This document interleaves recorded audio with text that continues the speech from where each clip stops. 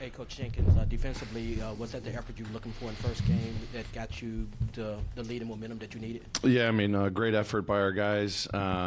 You know, the urgency, the discipline to execute our defensive game plan, obviously setting a tone in that first quarter, 19-point quarter. When in the first two quarters, obviously you knew they were going to go on a run. I told the guys afterwards, like, when we lock into our game plan, you know, we're going to probably get the results that we want. But when we make, you know, minor mistakes here or there, lack of communication, lack of discipline or something in rotations, they're really good. They make us pay, and they did at times. So we got to correct that moving forward. But I thought there was tons of great things. We had to change up some matchups. We try to simplify some of our adjustment packages so our guys could go out there and just play hard. And they did a great job tonight. So great win, but we got to continue to get better as the series goes on.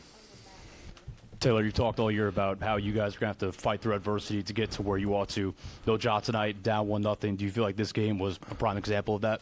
Yeah, I mean, a great example. I mean, so many different guys stepping up. Obviously, I thought Tyus was great. We had 6 guys with 2+ assists. Obviously, him with 8 assists. You know, I mean, both teams couldn't really buy a shot. I mean, low 40s, both teams. But for our guys to come out there and play together, try to move the ball, I thought there was great effort on both sides of the floor, and I talked about it before the game. Just, you know, we needed some guys off our bench to step up, and I thought, you know, great efforts from all of our bench guys. You know, Luke knocking down shots, D-Rod coming and playing some great defense, knocking down shots, Jitty with, you know, some big-time blocks, just, you know, continuing to impact the game in different ways. This is just a great example, and then obviously X, you got to tip your cap to him, what he did for us defensively, offensively. He was huge, and he's been doing that all season, but this is an example of what the Grizzlies need when, you know, guys out. Yeah, on X, I mean, you've repeated this a few times, but I guess what are the feelings right now after a performance like this, given all that he's done this season, G League, all of this, and to be in this spot again where we're talking about him again after playing so well? I think it's the true sign of a winner. It's a true sign of a pro, and that's why we love X, a guy that always stays ready. He wants to impact winning and whatever his role is going to be. Comes out, you know, in the second half of the regular season, makes a tremendous impact, does it tonight, you know, in the biggest game of the season for us. But, you know, true testament to him, keeping his body ready, his mind ready. But, you know, for him, he's just like, let me just get ready for the next challenge the next day. Obviously, you know, this is a big win for us. You know, great performance from him, other guys as well.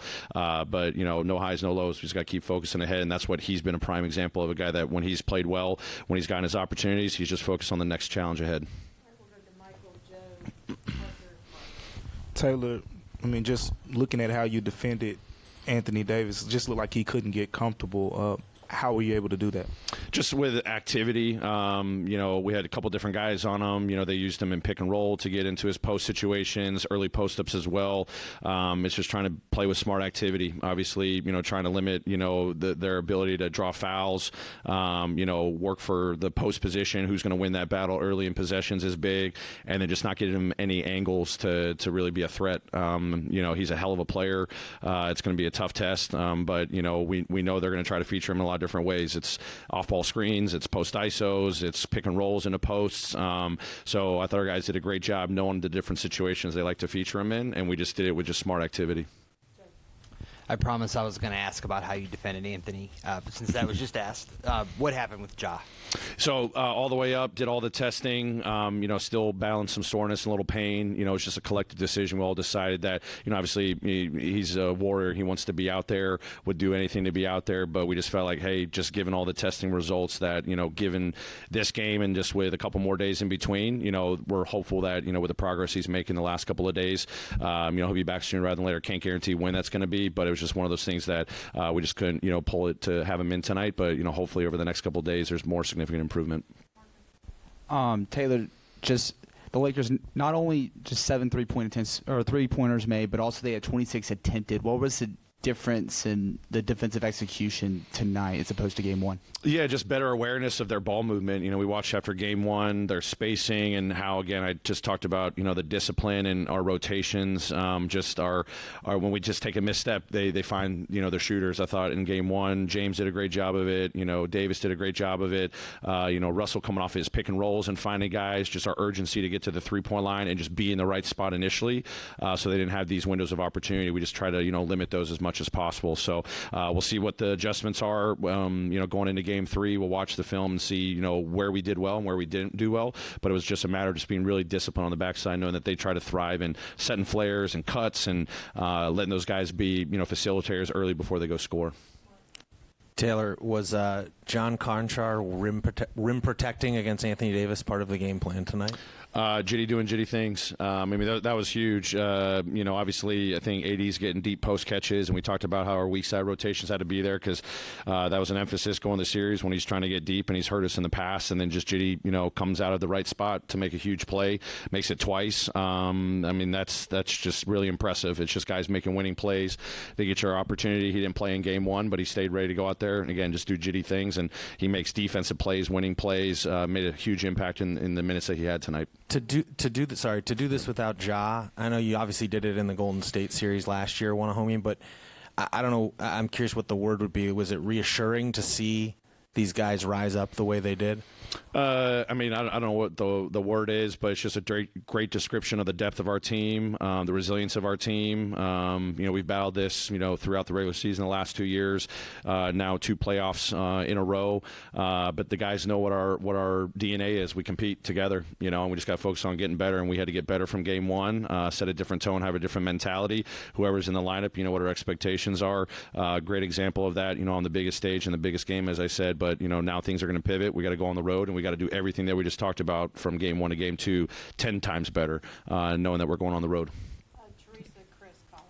Taylor, 2 of 5 at the free throw line, and then ended up managing to match them at the line for the game. How key was it getting to the line there in the second half and being able to knock shots down? Yeah, big. I mean, I thought we were doing a pretty decent job in the first half of, getting downhill. We just missed opportunities with our drive and kick. Obviously, AD's presence, I think he had 5 blocks in the first half, the way they were collapsing. But we kept telling our guys, we still have to attack. We still have to have multiple paint touches, whether that's Dez, attacking downhill. It's JJ on, his perimeter drives. Whoever it was, we just had to continue making that an emphasis because that's where we thrive. Collapse the defense, then make the right reads. Was able to knock down some big threes. Obviously, Luke and D-Rod off the bench, both I think with 3 threes apiece. But just playing with force, even against their physical defense and having AD down there, we still have to make that the initial part of our offense. Yeah, Tillman shot well from 3 as a rookie, and then obviously hit that huge one at Golden State in the play-in game. It sort of disappeared from his game the last 2 seasons. Is that hit one tonight? Is that something you talked about looking for with AD sort of sagging into the paint, or that just sort of happened? I think that just kind of evolved. I mean, he's been huge. Obviously he was amazing on the boards tonight. He's playing around in the dunker spot. He's playing in a lot of pick and rolls and the elbows for us. I think he caught another one out in the corner. I don't think he shot that one, but it's just kind of the product of him and reading the personnel out there with him. Is it JJ? Is it Santi? Is it JJ on a roll? Santi on a roll? We talk about respacing and not trying to clutter the paint. That one was a great example. I think the ball was coming from right to left, and we had an overload, and he knew if he cut, he was probably going to crowd the paint a little bit more, and obviously was ready to shoot. And he practices that all the time. He's practicing his three-point shot. I know it hasn't been a big focal point of his game because he's excelling in other areas, but he's always got to stay ready no matter what the space presents, and I was glad he shot with a lot of confidence. Taylor, on a night like tonight when Jaren receives the Defensive Player of the Year award and, he's got 3 blocks, he's on the floor, he's leaving it all out there. How much of that is you and him having conversations about how much time he's going to play? Because he played the most minutes on the court. Yeah, I mean, you see the impact he has, plus minus, the scoring, block shots, rebounds. We start changing up our pick and roll coverages. We need him out there. I talked to him, before the series, especially, with DB too, from a defensive standpoint, we need those guys out there to set a tone for us. Obviously a very special night, JJ getting recognized Defensive Player of the Year in front of the home crowd. What a great ovation for him. But as he said, I think when he even got the award, he was focused on game 2. So I think after he got the award tonight, he was focused on game 2. And obviously, those almost 40 minutes that he played tonight were crucial for us because we're going to need him to make a continued big impact no matter what his minutes are on both sides of the floor moving. Great. Thanks, everyone.